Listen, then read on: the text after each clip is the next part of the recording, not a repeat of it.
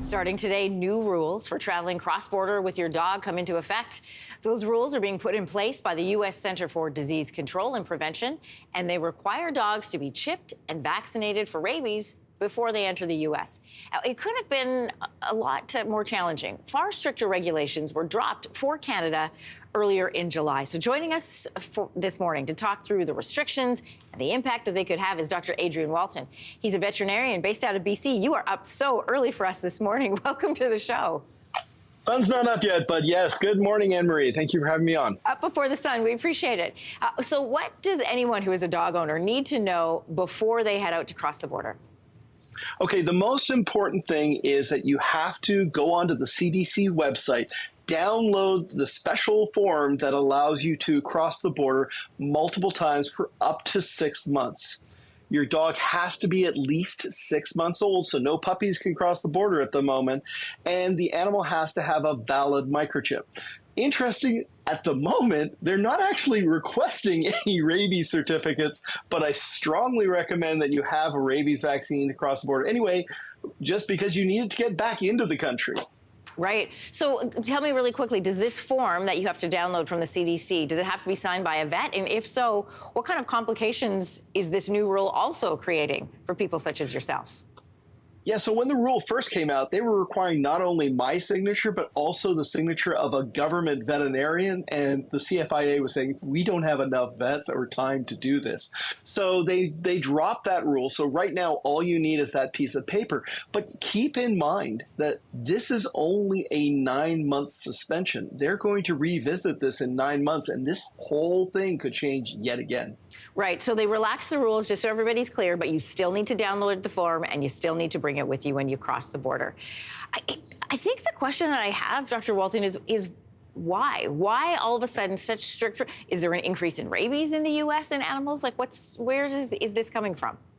So this all came about because during COVID, we decided that we needed pets and we needed them in massive numbers. So we started to import large numbers of puppies from overseas, and many of them from breeders, but also from overseas puppy mills.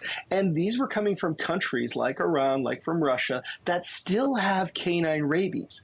And we here in North America wiped out canine rabies decades ago. And this is a form of rabies, because we still have rabies here, but it's a form that transmits from dog to dog a lot easier. And we actually had 2 cases in Toronto that a dog that was here for almost a year before it showed clinical signs of rabies. And they were fortunate that they caught it because almost 30 people had to be tested and treated. And if they had missed just one person who had been exposed to rabies, that person not could have died, but would have died. And that's why the United States CDC are so concerned about canine rabies being brought back into the country. I don't know how old you are, Dr. Walton, but I remember in the 80s, there were all kinds of Disney movies about dogs getting rabies and kids ending up being sad. And so it's good to know that in the last 40 years, they've managed to reduce those numbers. Listen, are there exceptions for service dogs or emotional support dogs, or is this for every dog that needs to cross the border?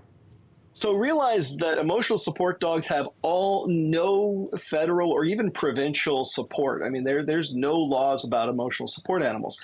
They do need to have some type of rules for service dogs, but currently those aren't there.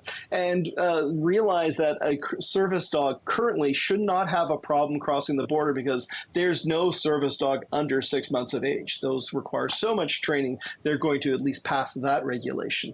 However, going forward, we're going to have some kind of accommodation because not every dog can have a rabies vaccine. So those service dogs need to have some type of exception. Are there some dogs that can't have rabies vaccines? Yeah, if you have a dog that's immunosuppressed, very old, suffering from cancer, a rabies vaccine might not be medically required, though legally you are required to vaccinate your dog in many municipalities. Really quickly, if anybody hasn't downloaded the form and they're planning to get to the border and say, well, this is my emotional support dog, is that enough to get them through? No, you have to have the form, you have to have a valid microchip, and the dog has to appear healthy and be at least 6 months of age. Those are the current rules that are necessary. Though, remember, to bring your dog back, you also have to have a valid canine rabies certificate as well. Dr. Walton, this is great information to have. Thank you so much. And listen, we recognize that it's after 4 in the morning there. So we appreciate you staying up or waking up early for us. Thank you. That's okay. I had patients here anyway. I had to check on. Thanks so much. Hey, thanks for watching. If you liked this, be sure to subscribe here, or you can check out more Your Morning videos right here.